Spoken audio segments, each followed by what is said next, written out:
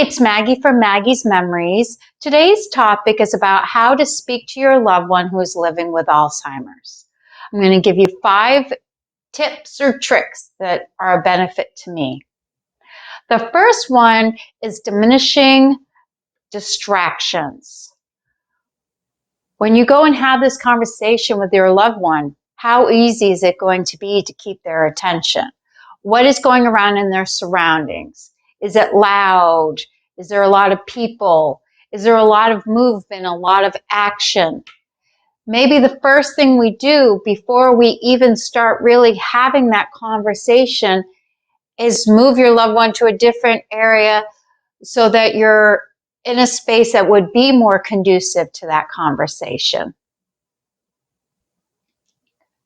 Tip number 2 is conversing one-on-one.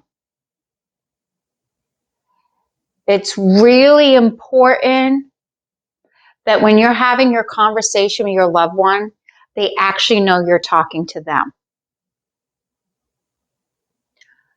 Also, the approach of how we have that conversation one-on-one with that person living with dementia is very important.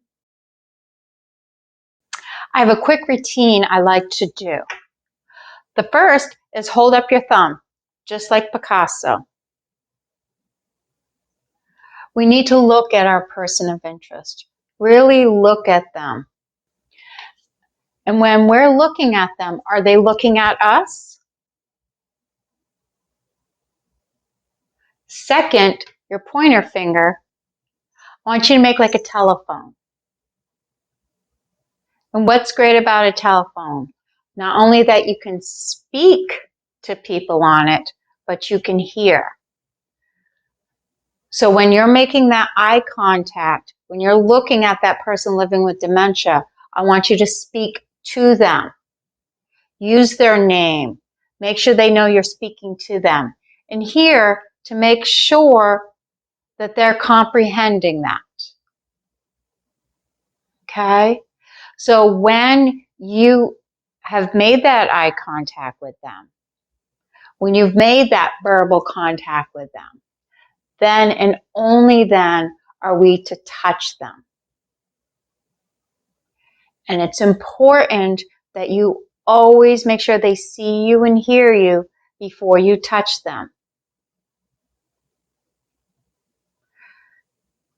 This is a good visual cue because if we take down our sight and our hearing, all we got left is our touch. And this is the basic response we're going to get from our loved one if we don't make sure they see us and hear us first. Okay? Number 3, keep things simple. Short, sweet, and to the point. We always want to be kind and respectful when we speak, but we don't want to throw the whole dictionary at them. By mid-stage of our dementia, we're only going to understand about half of what you're saying to us. Make the words count. Also, if you find yourself repeating the same phrase, repeat the same phrase.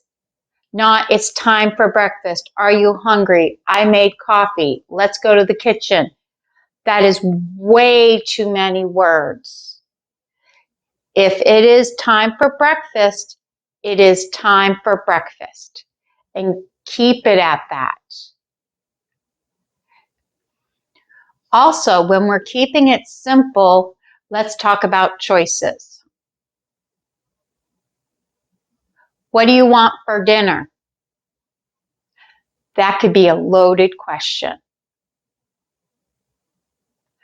Let's simplify our questions and simplify our choices.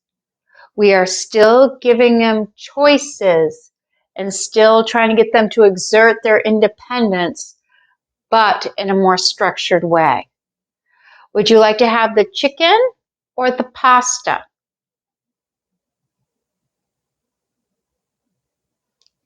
Would you like to wear the green outfit or the blue outfit?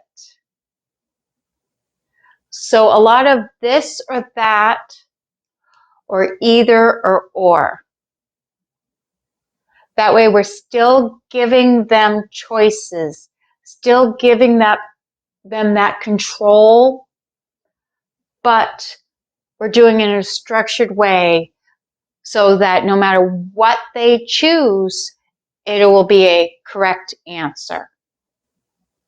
You've tried keeping it simple and giving them their choices, and you've made eye contact, and you spoke to them, and you still can't completely understand what they're trying to tell you. There's two very powerful words you can use. Show me. When you just can't put it together, sometimes just putting out your hands and say, show me, will be the solution. If they're able to show you what they want or what they need from you, you've given them the power to help solve the problem. Number 4, avoid arguments. No one will win except for maybe Tylenol or Advil, because you're going to end up with a stress headache. When all else fails, there's 5 I'm sorry phrases I like to try. The 5 I'm sorry phrases are: 1, I was trying to help. I'm sorry, I was trying to help. 2, I'm sorry I made you mad. 3, I'm sorry, I had no right to treat you like a child. 4, I'm sorry, that should not have happened. 5, I'm sorry, this is hard. I hate it for you. My last tip is just keep on talking. Your loved one is going to come to a stage where they can't talk back. But they're still there. They still can hear you and feel you, even if they can't respond. Having someone speaking kind, loving words to them, like a true friend, can make all the difference in their day.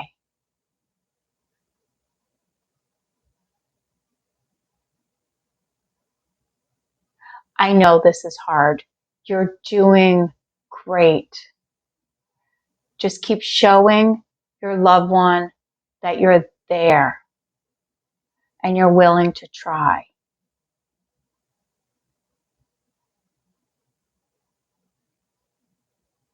We'll talk soon.